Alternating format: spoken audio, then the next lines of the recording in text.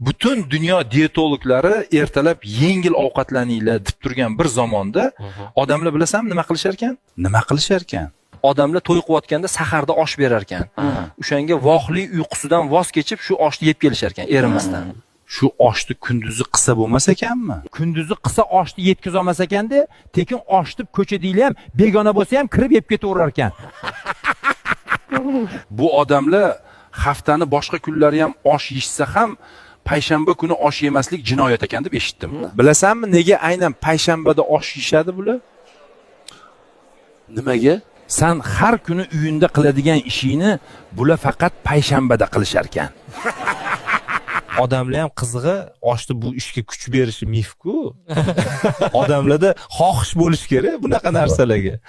Odamlar bir-birini shunchaki choy ichib gaplashib o'tiramiz deb chaqirar ekan. Shunda choy ichib o'tiradimi?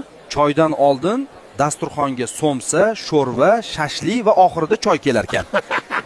Ularni orasida dieta qilayotgani bo'lsa, shuncha ovqatdan keyin Cola Zero zakaz qilar ekan. Cola Zero nima qiladi? Bu Cola Zero shakarsizmish, semirtirmasmish, odamlar ishonadigan yana bitta mif. Bo'pti, uni buni qo'y. Toshmiyni oshidan olib keltirganman, qani ol. Soat kech bo'lib qoldi-yu, osh qandoq ketarkin? Unaqa dietalar odamlar uchun chiqarilgan. Sen odam emassan-u, sen yeyver.